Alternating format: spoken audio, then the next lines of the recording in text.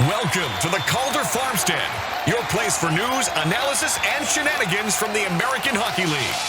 Face off one by the Condors, Jones, top, another point fence into the slot, a shot is gone! Josh Perry, in double,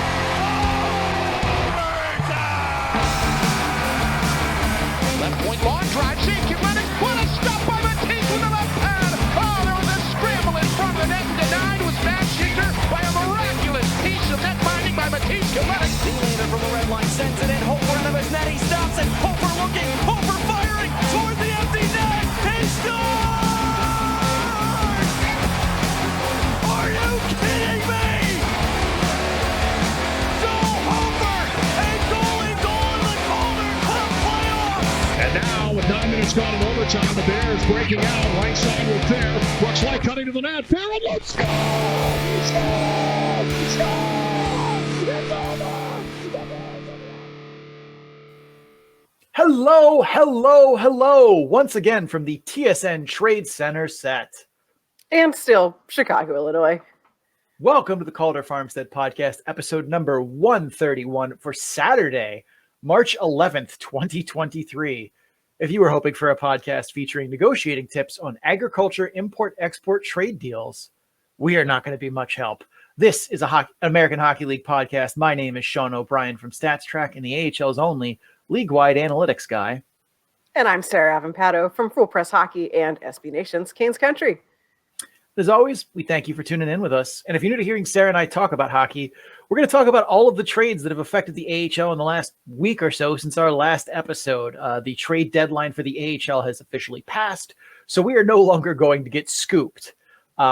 This isn't our normal format, but a lot has happened, so we have to kind of wrap up the end of the trades and moves that got made. We both watch a lot of AHL games, and we're going to talk about what we see when we watch the film, as well as use some advanced stats to help us break it down. If that's new to you, you may want to head over to our podcast feed or YouTube channel, wherever you're checking us out from, and check out episode 0. It's a short primer on some of the stats we're going to be talking about, as well as how we view what's important on the ice. So if you're new to some of the more advanced hockey stats terms like PDO or the point shares model, or newer hockey terms like controlled zone entries or Royal Road, go check that out, so you better be able to pick up what we're putting down. I promise it's not that nerdy or technical. It's only 20 minutes, and let's be honest, you wasted 20 minutes applying to be the next GM of the Philadelphia Flyers. It was always going to be Danny Briere. Always. You're never going to get that time back. So next time, why not spend a little more time with us talking hockey? Now, normally we do deep dives on teams here. We take about 8 a week and then talk about some news in the beginning. But we have trades from 17 different AHL teams to discuss here. So, this is going to be a lot of shallow dives and kind of rapid fire here than you would normally get on our show, which is more based on stupid jokes and deep dive analysis because, well, we can't be here all night. So let's get on with it. Sarah, are you ready? I am ready, and we're going to start with Hartford, who has been kind of loading up for a playoff run, ? Hartford in their latest trades get Wyatt Kalynuk and Anton Bleed. So what's the deal with them? So for Kalynuk, he's known for his offensive game. Solid skater, likes to jump into the rush or lead the rush. He's somebody who's going to activate frequently off the blue line in the offensive zone. Transition, he's capable of fielding pucks off the back wall, beating that first forechecker with his feet. His puck skills and playmaking vision are good, but they're not great. He isn't that creative playmaker, but he finds open teammates and, makes the plays that are there for the most part. On the defensive side of the puck, well, it's not great. Kalynuk's offensive instincts usually don't leave him in good places for effective defensive zone play, which is unfortunate. But at the AHL level, he's able to be a net positive with what he brings on offense. But his defense also needs, some work. He's someone who I would definitely want to carefully place with a more defensive-minded partner, so at least someone is back there doing defensive things. Because, as we said, he likes to jump up into the offense, which is good, but also leaves him vulnerable a little bit. For Antoine Bleed, they send Gustav right out of Colorado, and they get basically the same player back. Antoine Bleed's kind of a bottom six, power forward grinder type, kind of just goes to the nets, bangs home rebounds kind of guy. Little bit of skating burst to him, but really lacks the raw tools like puck skills or shooting talent to make more of an offensive impact than like a 25 point pace per 72 games. So if he has line mates that are a little more skilled and help, carry him to more production, that's possible. But it seems like a lot of what he does is, if you squint at Gustav Reidel's game, you're getting mostly the same thing, which kind of makes that part of the trade confusing. It seems like, if I had to guess, there was probably someone who asked out and they were like, well, we like you and we want to keep you, so we're going to trade you for basically as close to you as we can get. And that seems to be the base of this trade. But both good players. I like Kalnick more. I think he's more of an impact player than Bleed at this point. But still, Hartford clearly loading up first to make the playoffs, and then to see if they can get through to future rounds. All right, like I said, this is going to be rapid fire. We have a lot of teams and a lot of players to talk about. Let's go to the business the Marlies did. They got to redeem Zahorna.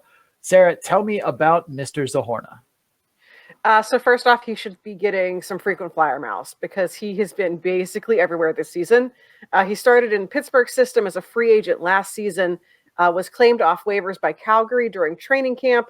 Pittsburgh, for some reason, didn't claim him back. And then he was traded to Toronto. He is a big guy with, surprisingly puck skills for someone of his size, especially when he's in tight with it. He's a good but not great shooter. He doesn't have that typical power forward big man game that you might expect from someone of his size. He's not overly physical. He doesn't go to the top of the crease and just sit there and use his size to that advantage. So doesn't entirely do what you'd think he'd be doing. And really his skating ultimately is holding him back from making a bigger impact than he does right now. He has been a solid AHLer, especially as a middle six forward though. And Toronto, I feel like, is always looking to stack their team with as much depth as possible. So he will be, he'll fill in sort of in that middle blob in Toronto. We're going to head to Utica next, where they made a couple of moves. Utica got Jace Hawryluk and Zach Hayes. So Sean, take it away. Yeah, Utica actually is going to get, actual real players on their team for this set of trades, the ones we talked about last episode. Very unlikely to actually give them a physical body in Utica this season. But Jace Hawryluk's been a productive playmaker in the past. He's been hurt most of this year. I believe I saw that he was on the injury report as recently as this week, although he has played at least recently. So I'm assuming it's kind of a more nagging injury than something that's going to actually keep him sidelined for longer. But in the games that I've seen from him, though, you see those flashes of high-end playmaking vision. He has good puck skills. He's a decent skater. Good, but not great hockey IQ. If he can find some health, I think he can be a solid contributor for the Comets down the stretch as a middle six playmaker. Not a battler, not a physical guy, not a very large guy. Not going to be, out there winning board battles or killing penalties. But he's someone who can give their power play a boost, help find guys like Alex Holtz maybe to help Holtz unleash that wicked shot of his. Zach Hayes, this is the second time he's been traded this season, and the report on him pretty much remains the same from when he got sent to Chicago. He's a big, slow defenseman that's a masher at the net front and along the boards, but he's not going to do a whole lot else. He wasn't very good in Henderson, wasn't very good in Chicago. I don't think he's going to be very good at Utica, but he is a bottom pair AHL defenseman, which is something, in terms of filling out the back end of your defensive depth. He is definitely a guy. He belongs firmly in the AHL, but that's about it. He's just big physical masher, not going to give you a whole lot of offense on purpose. So at least Utica is getting what should be two real players in this series of trades, whereas the last series, not much to show for it. Let us stick to the North Division and talk about what Rochester did, getting Austin Strand and Carson Giesewitz. Sarah, tell me about Strand and Giesewitz. All right, so Austin Strand is a big physical defenseman. He's not going to provide a whole bunch in terms of offense. Strand, I'm familiar with him from his time in Ontario's system, the Kings system, and it feels like this past season he's just kind of taken a big nosedive. I feel like watching Austin Strand this year is not the same guy that I spent a couple years watching with the Reign. So don't entirely know what's going on there. But for Rochester right now, he's not going to be much more than a physical grinder in his own zone. He's not a great skater and struggles to defend against the rush because of it. Below average in playmaking vision, puck skills, like not particularly good in transition. So just really struggled this season, particularly on the Gulls. So, but not a great year for him. Not a whole lot of excitement in his play this year. He's just a net front board battle guy. He's going to take some penalties he probably shouldn't. For a Rochester team that already has plenty of guys like this, plenty of size, toughness, don't really know why they looked to get him, but sure, fine. For Carson Giesewitz, he also is basically just run-of-the-mill fourth liner, could easily be in the ECHL instead. So this is another move that doesn't really move the needle a whole lot. Yeah. Rochester did things, and that's about it. Let's move on here, shall we? Yeah. We're going to head up to Laval next, where we're going to hear about Frederick Allard. So what's he bring to the Rocket? So Allard has had kind of an up and down, I would say, career over the last couple of years. He's still relatively young too, even though it feels like he's been in the league a lot longer. But he has good hockey IQ. He's okay defensively, but the offensive toolkit isn't very sexy, let's say. And you'll notice that, his kind of up and down box score stats, whereas on good teams, he can contribute some offense, but on middling to bad teams, he can't. And that kind of says to me that he's not someone who drives play in the offensive zone. And watching his tape, that's what I see too. Like, he can make obvious plays on offense, but, he needs talent around him for those plays to turn into points, because he's not really the one driving the play. Defensively, he's fine. I think he's not been as great this year, as I'm sure Sarah has noted. I feel like when he was in Milwaukee, he was much better, but I think coming home to Laval for him should be hopefully a little bit of a refresher. It's always surprising every once in a while you see guys who look like they're just stuck in a rut. And they, go to just a different place, and suddenly it's like we're seeing, this giant weight lift off them, and they look back to what we normally are used to seeing. Hopefully that could be Freddie Allard going to Laval. I'm not holding my breath for that one, but it wouldn't be out of the range of possibilities to see him kind of spruce back up again. But I think he's a fine, bottom four guy for Laval, but they need defense, and he's a defenseman. Yeah. All right. As we said, rapid fire, so let's keep moving here. Belleville makes a lot of moves, many future considerations moves, but they also net Graham McPhee and Dylan Blugis. Sarah, any thoughts on either of them? Just here for the vibes on this one. There's not much to see with this move. They add some guys who can fill out the bottom of the roster. Both of these guys could easily be ECHL players, though. Blugis has basically bounced back and forth between the ECHL and the A this season. McPhee is basically the same. So Belleville adds bodies, but not helpful bodies. Yeah, two physical guys here. I don't really understand these moves for Belleville, who is finally seen that coaching change bump get them places. They're, I think, 7-3 in their last 10 games, and are actually making a push to the playoffs. And then at the trade deadline, we're just but what if we decided we didn't want to make the playoffs? They sent off Jace Howlick, who, while injured, was still a useful contributor as a forward, whereas Graham McPhee, like you said, really isn't. I don't think Christian Rubens is anything special, and we'll get to him later, but I think he's a better defenseman than Dylan Blugis. It's just kind of weird to see the B-Sens have success on the ice for an extended stretch, which is the first time in this calendar year that's really true. And then they make trades that are kind of head scratching, that are clearly not helping move their roster forward to win hockey games. Any thoughts on that, Sarah? Just I mean, it's so weird because, yeah, like we said, like Belleville's kind of in a place where they could do something after all year of everyone being injured, or just not good. And then they make two trades that just, yeah, neither of these move the needle. Like I don't know what they did. Belleville, why? Yeah, it's I don't know. I don't get it either. Is this oh my God. Is this Troy? So let's see. It's which man is the assistant GM in Belleville? Troy was the coach. This is Trent Man. So maybe this is Trent Man being like, well, my brother's not going to coach this team. Then that is wild speculation. I like that conspiracy theory. I mean, if that's true, I respect the pettiness. I really do. Right. Somebody like if somebody fired my brother, yeah, I'd be very taking some names down on my way out. Yeah, yeah.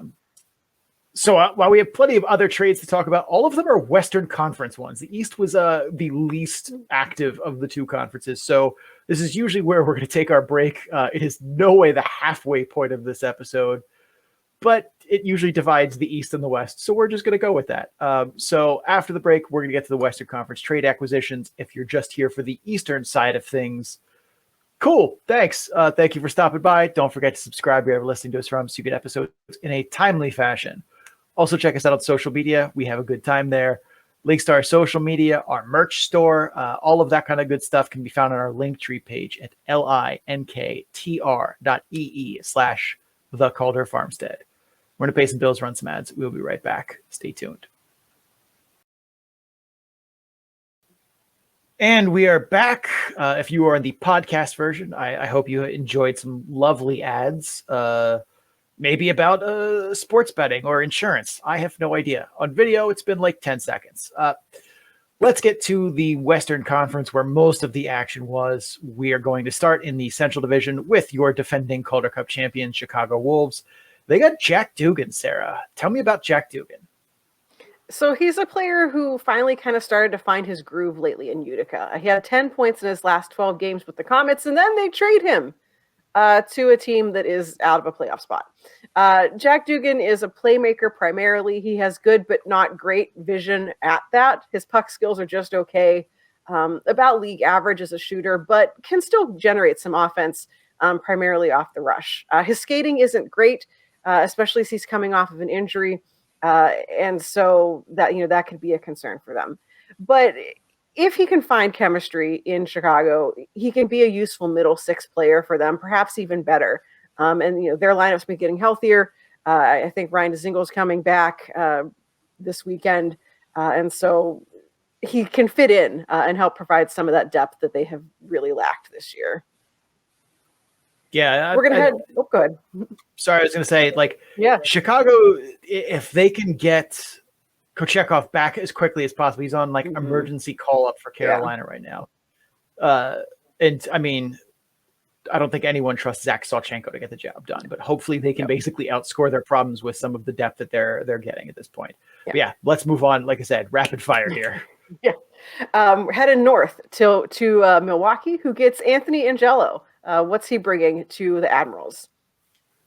Not as much as he used to be honest with you. Like I've not paid that much attention to Anthony Angelo before this deadline, because I haven't got to see too much of Springfield, and it seems like the games that I've caught of them, he either just hasn't been noticeable or wasn't a part of. But I remember him in Wilkes-Barre Scranton as being good, like someone who was getting call-ups to the NHL for merit, and he's definitely fallen off the last couple years. Decent skater for his size, still has some burst. Okay hockey IQ, okay puck skills, still takes way too many penalties for my liking. Like a lot of his PIMs are not fights or misconducts. They're like genuine 2-minute minors that put his team on a penalty kill. Defensively, he's involved, but he does tend to chase pucks and chase hits from time to time. He also will look to cheat out of the zone a little too often for my liking. Again, he's declined recently though, and used to be going from a solid top 6 option at the AHL level to more of a pretty clear third liner. But perhaps, as we said, like changes of scenery can do a lot of weird things to guys where, suddenly they find the fountain of youth, or like they decide that this is the team that they're going to start caring about. And hopefully that's Anthony Angelo in Milwaukee, because a change of scenery is refreshing him would be something that he needs. But he's more depth player than primary scorer these days, but there's still some value there for Milwaukee. But he definitely seems like he's taking that team back into more of the rough and tumble Milwaukee Admirals that we're used to seeing in years past than this one that's been a little more high flying and fun, dare I say. But yeah, interesting piece for Milwaukee, but let's keep it moving here. Rockford gets Anton Hudobin and gives Sarah the chance at a bingo square. Sarah, tell us about Dobby. Yeah, my dream of crossing off the Anton Hudobin returns to the NHL square has just gotten one step closer to reality. He's been assigned to Rockford, obviously, as they continue loading that team up for a playoff run. But Alex Stalock has been, the Blackhawks are running with Alex Stalock and Peter Mrazek as their goaltenders, who, if you look at either of them the wrong way, get hurt. And so at some point between now and the end of the season, they're going to need a goaltender. Just today, he ended up being able to back up. But today, Friday, Stalock was uncertain because he had a stomach issue, and they weren't even sure if he was going to be able to back them up. So there's going to be a need for a goaltender in Chicago, and I can only hope they hear my plea to get that bingo square and call him up. He's been fine for Texas, 13-4-4. 2.89 goals against average, 8.99 save percentage, which is better than Arvid Soderblom, who has struggled this season. It's slightly better in terms of goals against average than Dylan Wells, who he was traded for. He's yet to play for Rockford, so not entirely sure what the plan is for him. It's clear his best days are behind him, but for a Rockford team that is hoping to make a deep run in the playoffs, you can do a lot worse than having a veteran goaltender like this around. He's a guy who's generally well-liked, and I know that Texas wanted to try to find somewhere for him to play, get him another NHL opportunity. That's at least gotten easier with Chicago, who could, easily give him a game or two at the end of the season. Doesn't matter how the game goes, call him up, whatever, instead of Dallas, where he'd be a last resort, because obviously they have a playoff push. So nothing happening yet with him, but I'm really, really rooting for that bingo square. Fun fact, Anton Hudobin made his professional debut, and Arvid Soderblom was 8 years old. I need to leave. That's... I gotta go. I think he has to go. I don't think he wants to know that stat either. Wow. Amazing. Yep. Just throwing it out there. Yep. Casually, all of us are old. Yes. Horrible passage of time. We're going to head to the West Coast, the Best Coast. Bakersfield is up next. They got Xavier Bernard. What or who is a Xavier Bernard? Not a whole lot here. Physical defensive defenseman. Probably should be in the ECHL, was in the ECHL, I think, a fair portion of this year and past years. He's a guy. He is, in fact, a guy. There's nothing to see here, really. This is, and at the absolute worst, a bottom pair defenseman for Bakersfield. At best, he's like their number 8 and maybe their second call-up from the coast, or just a guy that kind of hangs out in the press box. Nothing to see here. So yeah, next move, please. Colorado, they made slightly more impactful moves. They received Gustav Rydell and Cale Kessie. So Rydell got some power play time with the Eagles, had good chemistry with countryman Oscar Olofsson, the best prospect in the Colorado pipeline right now. Played third line minutes this past Saturday against Calgary. Apparently he got into Colorado at 1:30 in the morning. But head coach Greg Cronin said post-game, that Rydell played with a good pace, going to continue to get better.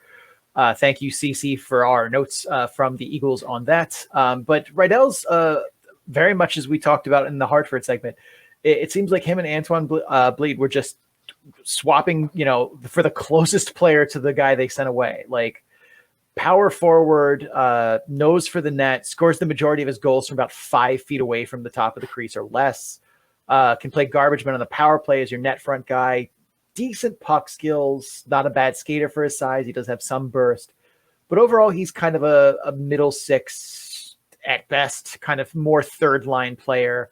Can maybe do some power play 2 unit kind of stuff as the net front guy, but that's about it. And that's more or less what they had in Anton Bleed. So this is, a kind of an interesting trade where it's like, we want this guy is getting traded, but we want basically the same guy in return. So that's Gustav Rydell. Cale Kessie is second tour of duty in Colorado. He's been Hershey's primary goon since 2019.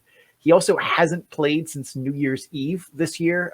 He's been hurt, or at least those are the rumblings, because we never get actual injury reports in this dumb league. But in terms of hockey skill, Cale Kessie's best hockey skill is punching dudes in the face. That's it. That's end of list for hockey skills for Cale Kessie. He just kind of goes out and tries to hit people and then fight people when necessary or when unnecessary, either and or both. Really shouldn't be the lineup unless you're expecting this game to get out of hand very quickly, in which case then, yeah, punching people is his only hockey skill, really. We were talking off camera. It was like, I wonder if Cale Kessie watches film, does film sessions with the team. Because I don't think he does. I think he just kind of is shows up to the rink on game day, puts his gear on. It's just like, all right, I go and try and hit the dude with the puck. And if he passes it, then I go and try and hit that guy. And then I go to the bench or the penalty box, either. So, Rydell, much more impactful player than Cale Kessie. Kessie should probably be in the ECHL, but everyone seems to like the guy, and that is a, career move for him, is being a guy that everyone likes. Yeah. Moving on. Abbotsford gets Zach Guattari, who is not the spokesperson for your local Guitar Center, but a defenseman. Sarah, tell me about him. I mean, if he needs a second gig, Guitar Center, get at him. The model has him in the 62nd percentile as a third pairing guy. I think there's a little more maybe than what we've seen from him already on offense, but not quite yet. He has some puck skills, some playmaking vision. No, he's not ever going to put up 30 assists in a season in this league, but there's probably more offense in that skill set than we have seen so far on the score sheet. Defensively, he's good, but not great. Not overly thrilled with his defense on rush chances, but he does battle well at the net front. And for the most part, he's fine. I think he's probably going to play mostly third pair minutes, but it would be interesting to see what he can do with some second pair looks. We are going to stick in Canada with Calgary as they get Dryden Hunt and Christian Rubens. What is the deal with both of them? So Dryden Hunt is someone who, when he touches the puck, you can see a dude that's played 200 NHL games. He has that polish that you expect from a guy who's played at the highest level for that long. Decent skater, but lacks kind of a top gear to really put defenders on their heels. But he's someone who goes out there and works hard. He's not. You don't see him doing the Ovechkin unplugged controller move very often. Not a terribly creative playmaker. He makes the plays that are there, but isn't someone who's really looking to attack the defense or, sauce passes over two guys stick to for a one-timer across Royal Road. He's more of that guy's open. He's the one I make the pass to. Mm-hmm. Definitely knows how to time his entries into the slot, though. He does a very good job of kind of getting lost, finding soft ice in the slot area. He'll often reload, he'll skate up around the circle and then come crashing back in. And he loses a lot of defenders that way who don't want to be chasing him that high in the zone. So he does that very well. I think he's an underrated shooter, but he's someone who has a nose for the net and does a very good job of just kind of getting lost behind defenses away from the puck. You'll see a lot of his goals, even the one he scored for Calgary already, just, he's wide open in the front of the net on an island by himself. How did someone let Dryden Hunt just stand, on that island in the slot? He does that a lot. He finds those little windows in which there's no one defending the back door, and that's where he is. All in all, solid addition to an already loaded Wranglers offense. They basically swapped him for Radim Zahorna. They don't play a very similar game. And it's kind of hard to say who I would prefer at this point. I think it's probably Dryden Hunt, but it's close. Both are talented, kind of middle of the lineup guys that can give you a very good depth scoring. But let's talk about Christian Rubens here. Christians Rubens, more than one Christian. Big physical masher kind of guy, not going to contribute much on the score sheet. Not a great skater, not much on the offensive skill set. He's basically just a net front physical battler, board battler, and that's pretty much it. It wouldn't shock me to see him be kind of a rotational defenseman for the Wranglers, bottom pair, maybe a penalty kill, second unit kind of guy. But it would be like if he's in the lineup every night, that would be at least mildly surprising to me, like a 4 out of 10 on the surprise scale. He seems like someone who's going to, when there's injuries, is a good depth seventh defenseman, but I wouldn't put too much more on him than that for Calgary. Not getting a lot of offense, more just physical and mean. All right, let's talk about what Texas did. These are our order is way off here. I thought we finished the Central Division, but I lied. It happens. Texas gets Scott Reedy and Dylan Wells from 2 separate trades there. One was Chicago, the other was San Jose. Scott Reedy, we talked about him a little bit in the past, although it's been a while. Scott Reedy is a garbage man. He's a shooter with a nose for the net. He excels at finding that soft ice, has a smooth catch and release shot, a knack for finding rebounds, and just great at standing at the top of the crease, getting tips, getting rebounds, getting deflections, and finding ways to put the puck in the net that way. His puck skills and playmaking vision are probably around AHL average, though. His skating does not buy him any favors, though. He is not beating anyone in foot races, especially at the AHL level. However, we've said before, if you can shoot the puck, that is the rarest and most valuable thing in hockey. And as long as you can put the puck in the net, you will always find work. And Scott Reedy has shooting talent and continues to find work. So for Texas, I would say he should be net front power play guy and be paired with, guys who can move their feet a little bit better, carry the mail through the neutral zone, and then find him on the doorstep. Dylan Wells, at the absolute best, I would say he's an average AHL goaltender, and I think that's being rather generous.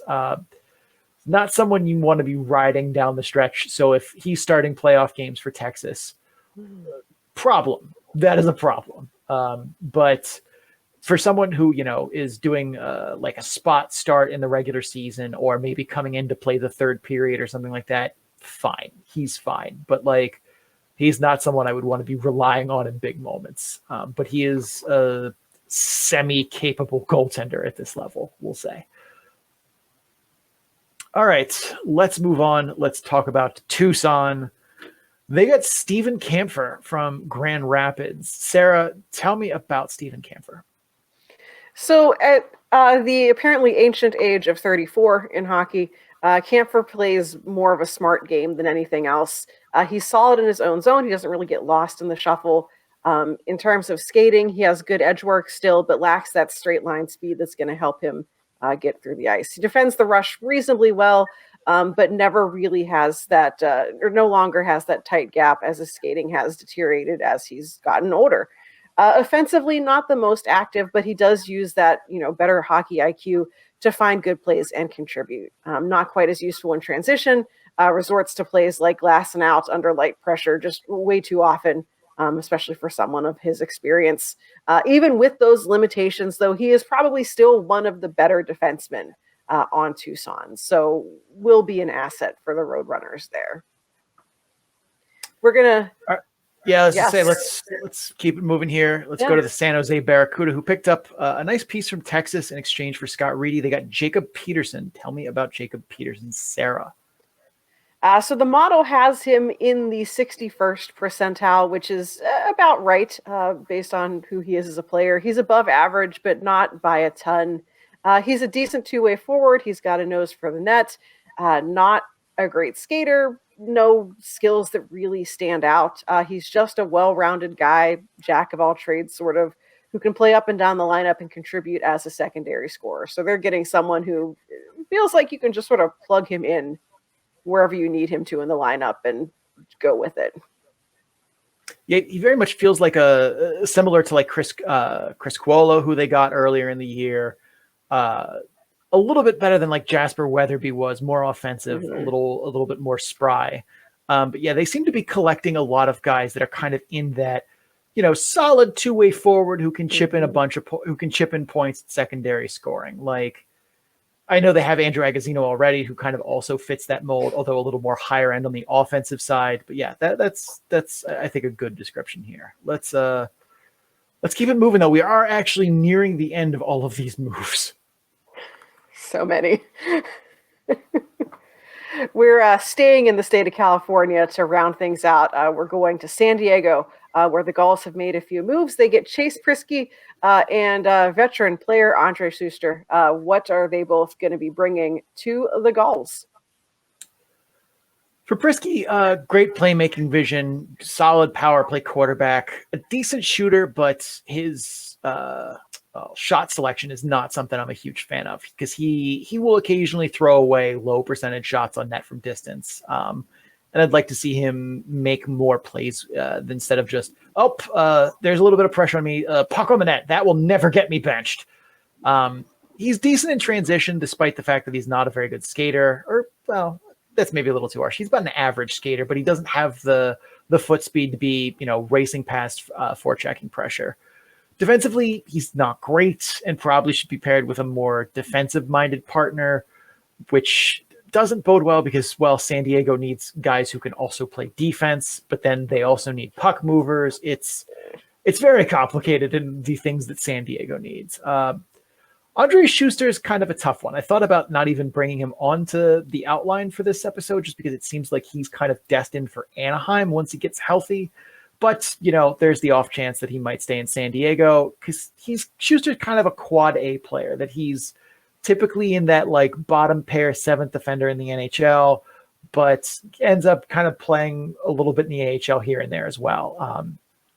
And he kind of seems to be heading that way for the Ducks when he gets healthy. Should he suit up for the Gulls? Physical defender, has some good offensive upside. He's not the most mobile, but he'll jump down into the play off the blue line. Doesn't have the most polished puck skills and has definitely looked awkward at times handling the puck. But he's good playmaking vision, good hockey IQ, and that kind of makes up for the fact that he's not the smoothest stick handler or passer. But that helps him produce offensively. He should be a useful defenseman for San Diego if he spends any serious time in Ron Burgundy's hometown. And useful defensemen in San Diego are not exactly growing on trees down there. I like both these moves for the Gulls, but they are also ones where it's like, I mean, at this point in the season, sure, I guess, but like this feels like that these would have been better moves had they made them in, say, November or December, when like there was still time left to maybe turn the season around. Whereas this feels kind of mean to Chase Priskie, at least. Whereas like Schuster, I imagine, goes to Anaheim and, at least gets to cash NHL paychecks. But yeah, I like both these moves, but it very much feels like water under the bridge at this point. Mm-hmm. Like the Gulls players are very clearly just counting down the days until this is over. Yeah. And last but not least, we made it, Sarah. We made it. Ontario makes a surprise move here and gets Nate Schnarr from Laval. What can we expect from Nate Schnarr in Ontario? So Nate Schnarr, he is a 24-year-old center. This is his fourth professional season. This year he's been dealing with injuries. He's been limited to just 27 games with the Rocket this year, 3 goals and 4 assists in that time. So for the Reign, I see this move as one to help fill out their lineup. They've recently had to make a handful of recalls from the ECHL due to injuries, particularly among their forwards. So adding Schnarr helps fill out forward lines in absence of players like Alex Turcotte, who is, hurt again. Exactly. Schnarr isn't a replacement for Turcotte in any way, and also Turcotte's not the only one who's hurt, but he's just the most prominent to mention. And as a center, this is where Nate Schnarr is going to come in. He at least is an upgrade over a career ECHL guy in that role. Right now, the Reign are actually playing as we're recording, Schnarr's been slotting into that 3C role, which feels about right for him. He was a pretty solid part of Laval's playoff run last year. Good defensive-minded center who can chip in some offense here and there, which, like I said, 3C, that's exactly what I want to see out of that role. So, fine. Yeah, good penalty killer, too. I liked him a lot in Laval last year. I thought he was like a sneaky good piece. Like, not someone who shows up on the score sheet every night, but he does a lot of little things well. I think Ontario will definitely benefit from having Nate Schnarr, especially, I mean, if you're playing ECHLers on your third line, yes, very much an upgrade over that. He's not the sexiest AHL player, but he is very much an AHL player. Mm-hmm. Yeah. All right, Sarah, quick question here before we move on to our start bench ship. Who would you say is the most improved team over in the AHL based on the trade deadline? Wow. Yeah, I'm going to put you on the spot here. We didn't prep this one at all. So no, not just this episode's trades, the whole shebang. NHL trade deadline, AHL trade deadline. Who do you like? My gut instinct says to go with Rockford for most improved. I like what Rockford did. Rocker Grimaldi alone. Yeah, that is a very big one, especially because like Grimaldi is could theoretically be playing third line on that team.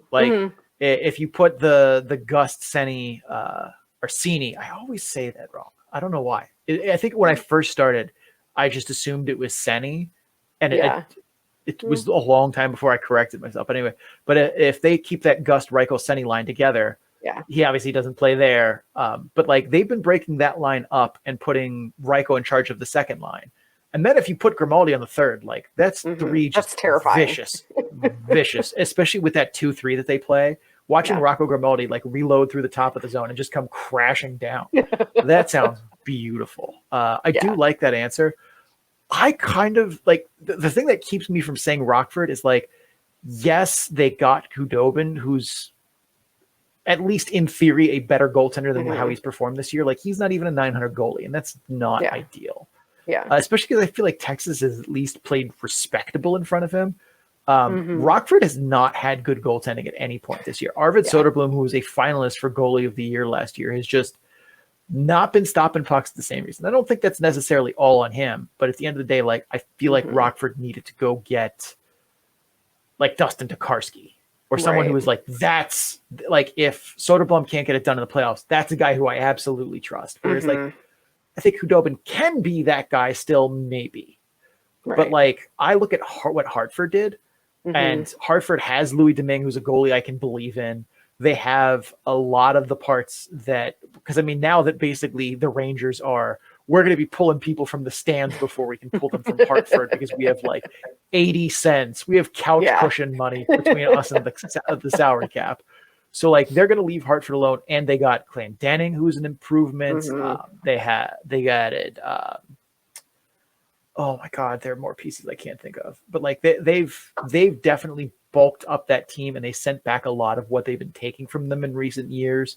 So I think Hartford, if they actually get into the playoffs, which is not a guarantee at this point, I like what they did a lot. I will say too, they didn't do much at the deadline, but sneaky team Springfield. I think Springfield, getting a lot of guys healthy.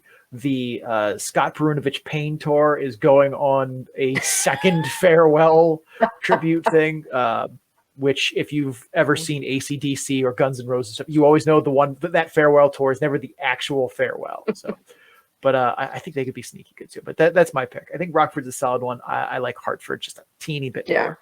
But that is kind of where we're headed with Start Bench Ship. We're going to talk about some playoff teams. Sarah, are you ready? I am ready. Let's do it.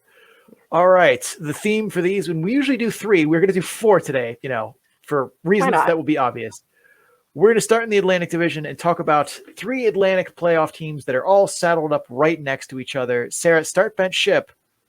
The Springfield Thunderbirds, the Lehigh Valley Phantoms, or the Bridgeport Sound Tigers? All right. Who do you think makes the deepest playoff run? That is how we're ranking these. So we're not actually relocating any of them to the No, ECHL. not relocating or doing logo. Like this is which of these playoff teams that are all kind of clustered together, which one do you think makes the deepest run? For all of the reasons that you just outlined, I'm going with Springfield as my start. They look good. They've kind of overcome some of their earlier bumps. I think they're interesting to watch. We're going to bench the Phantoms and ship the Sound Tigers because I still, much like you, I don't know how much I believe in them. I'm going to copy and paste that pretty much verbatim. For the reasons I mentioned before, Springfield looks like they are gearing up for another big run. I'm liking what I'm seeing from Joel Hofer more or less. He had one shaky start the other night, but for the most part, has been pretty solid down the stretch run. They get Scott Perunovich back, which is a big deal. Yeah. They've got a lot healthier, it seems like, in recent weeks. And I feel like they're a team that can surprise teams in the playoffs this year. Lehigh Valley, Troy Grosnick is healthy again now. The Flyers also very clearly not making the playoffs, which helps them. I think they're another team too that can be sneaky good. And straight up, I don't trust Bridgeport. I don't trust Brent Thompson to make good choices. Like that roster we talked about in the very beginning of the season, they basically are running it back with the same roster they had last year and expecting better results. And I just don't believe that's a thing. Like, should they get in, Corey Schneider absolutely can steal them a playoff round. He did it last year when they got heavily outplayed by a skeleton crew of Providence and still managed to pull out both games because Corey Schneider just said, yeah, that's not, you're not scoring. So like Bridgeport can goalie a team for sure, but I don't actually believe in them. Yeah. All right. North playoff teams. I will kick us off, but we're going to go with Syracuse, Rochester, and Laval for this one. I am very clearly, and I've stated this case previously on the show too. I'm starting Syracuse here. I think this team, of all three of these teams, they're the only one who is a goalie I genuinely believe in. Like, Hugo Almefelt is good, and I thought he was good last year, but he had development to do. And this year, he's definitely taken the step forward that I expected to see, and he's ran with it. He's taken that starting job and run with it. And Syracuse is a team that has a lot of talent. They papered down Darren Radish, who, I mean, I could see him sticking with Tampa, but if Tampa gets bounced in the first round by Toronto, a thing that is theoretically possible, just throwing it out there, then he clearly goes straight to Syracuse. And he still might, like, I don't know if Tampa necessarily keeps him to be part of their playoff roster. He could, but I think Syracuse is the most talented of these three teams. I'm going to bench Laval here. This is a close one for me. Like, it's razor thin, but I want to believe that there's more to Laval, and I want to believe that playoff atmosphere will push the team further. I don't think either Laval or Rochester are terribly good, to be honest. I think they're a very distant second and third here to Syracuse, but I believe in Laval just a pinch more. I want to believe that there are playoff performances out of Caden Primo and guys like that can help push this team at least to be threatening in a first round matchup. I don't believe in Rochester. Like, I still think it's funny at the beginning of the season when Seth Appert was quoted as saying, talent won't be a problem for this team this year. And, well, Seth, you said that, and how is it working out for you? Like, they have good players. Don't get me wrong. It's not like it's, a roster full of ECHLers, but like, I feel like the same problems that plagued them last year on defense and goaltending are still hanging out there. And they don't have, JJ Paterka or Jack Quinn to fall back on this year in terms of offensive firepower. So that's how I feel about it. Sarah, what do you think? We are like batting 1,000 or whatever the saying is. I'm not a baseball person. Starting Syracuse, much like you, they are the only team with a goaltender that I like trust to actually not like blow it. They have always been traditionally good, as long as the Lightning have been good the past couple of years. I am benching Laval. I think the other point for Laval is that very soon the Montreal Canadiens NHL season is going to be over. And any Rocket players who are up there, I haven't checked to see who they've moved around, but they will certainly be getting someone back from Montreal, which I think will help them. And yes, Rochester is absolutely a mirage. All right. Let us head over to the Central Division and talk about Milwaukee, Rockford, and Iowa. Sarah, kick us off. This is a little bit of a trickier one. Yeah. I'm going to start Rockford for the same reasons I talked about earlier. I liked their improvements at the deadline. I think as long as Arvid Soderblom can kind of get it together, they have shown they can outscore their problems. And so Rockford, I think, can hang on. Milwaukee, I like Milwaukee a lot, but I've just got to give Rockford the edge here. I do not believe in the Iowa Wild whatsoever. They just had a stretch where they won 1 out of 10 games. Chicago very nearly closed the gap with them. I'm sorry, but the Iowa Wild, I believe in even less than any of these other teams we've talked about. So I'm in a similar vein here. I am going to start Milwaukee over Rockford for one reason, and that reason is Askarov. Askarov is the goalie on these 3 teams that I trust the most. Otherwise, I take Rockford here. I think Rockford is a deeper forward group, a more interesting and compelling team overall. But Soderblom has not looked as sharp this year, and Hudobin has not been that great, has not been very good for Texas. So I'm going to lead the team who has the best goaltending first, and that's definitely Milwaukee in this case. But I think Rockford still has a chance to make a deep run here. It's just about what they can, if they can get key saves. I think Rockford can go far. But I'm taking Milwaukee over them. I'm benching Rockford. I'm shipping Iowa. 2 words, Sammy Walker. He's in Minnesota right now, and he has earned that spot. Don't get me wrong, but without Sammy Walker, Iowa is bad. Marco Rossi cannot carry that team on his own, and I honestly am not that high on Tim Army, their coach. So let's call Iowa what it is. They are a team that Sammy Walker and Marco Rossi carry to relevance. Jesper Wallstedt has definitely started off the season rough, but has started to kind of get his act together a little bit. So I think that helps them.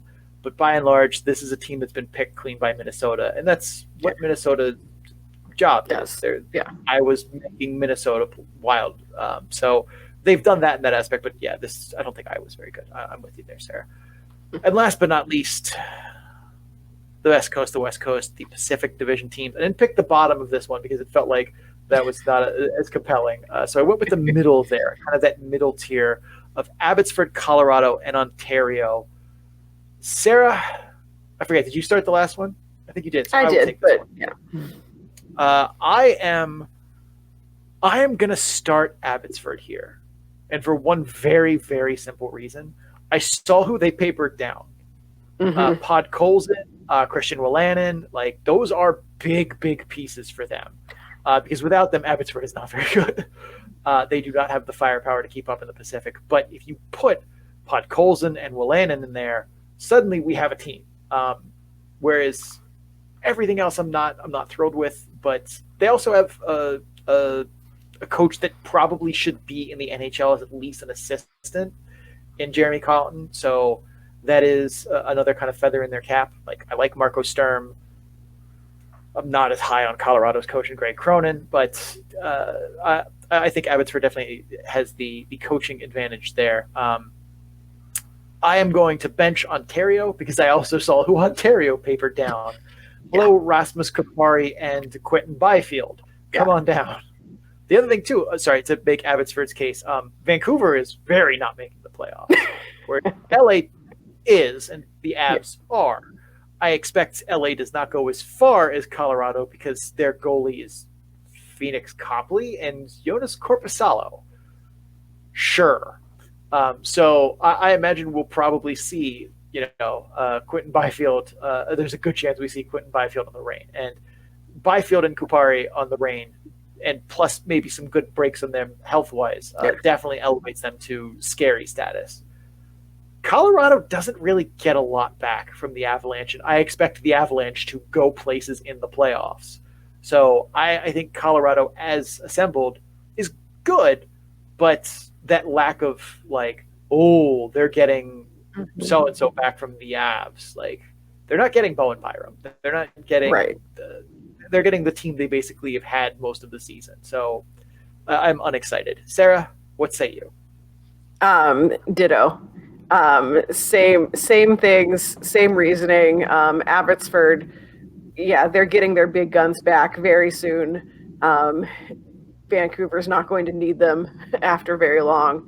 Ontario, I'd like to make the homer choice and go pick Ontario, but I just don't 100% believe it.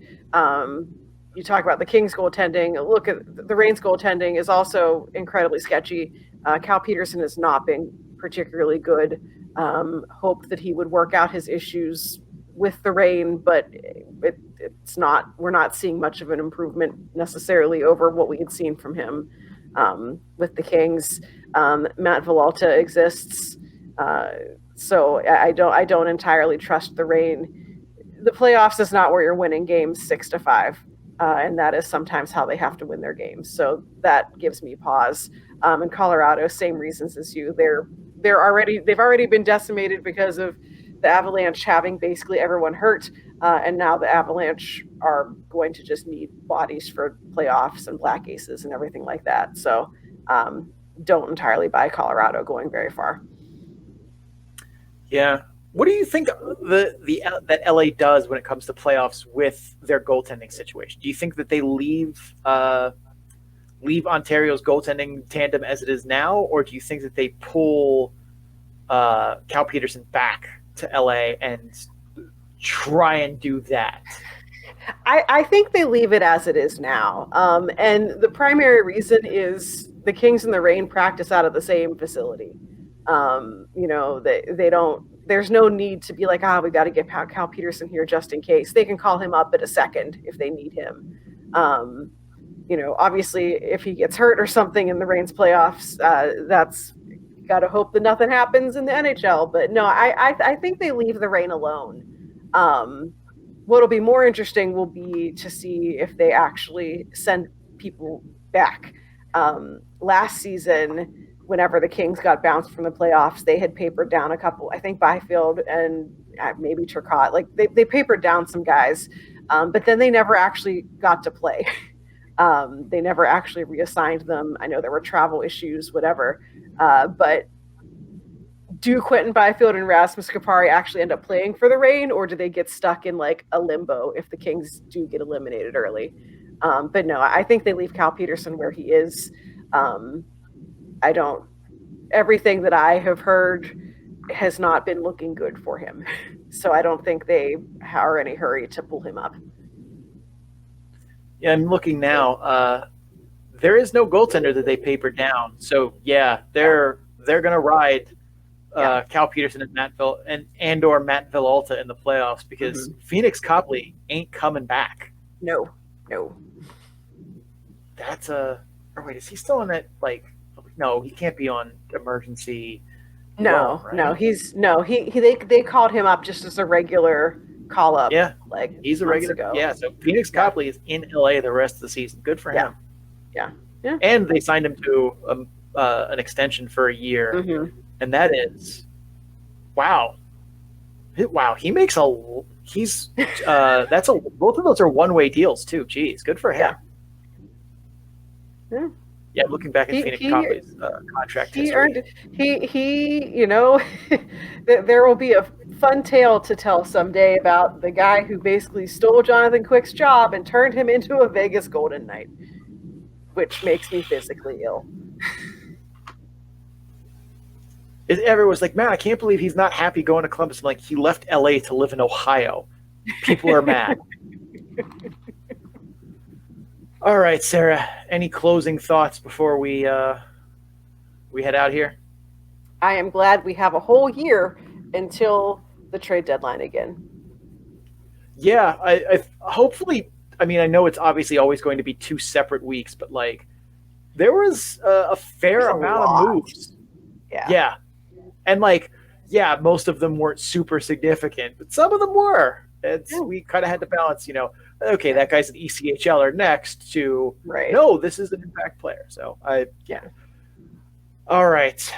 We are going to make it the full hour. We are going to make it a full hour here. So I feel like we did the rapid fire for a good reason, or we'd still be like talking about what Chicago did right now if we did like our full usual deep dive. Right. So, yeah. Sarah, start us out.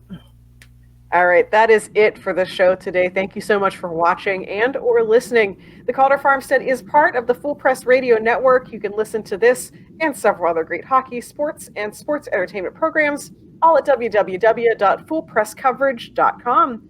Just click the podcast drop-down menu in the top right portion of the website and enjoy. And if you guys are enjoying the Calder Farmstead, please, please, please make sure you subscribe so you get episodes in a timely fashion. Trade deadline recaps in April and May. Not going to be as exciting or informative. Also, if you're listening on Apple Podcasts, Spotify, or Amazon, please rate and review the podcast. That's super helpful. Or if you're watching on YouTube, like the video, comment what you thought of the episode. Doing these things help other people find the show, as the results for searching for AHL podcast are organized by, number of reviews, number of comments, how many people like the channel, the number of subscribers, that kind of thing.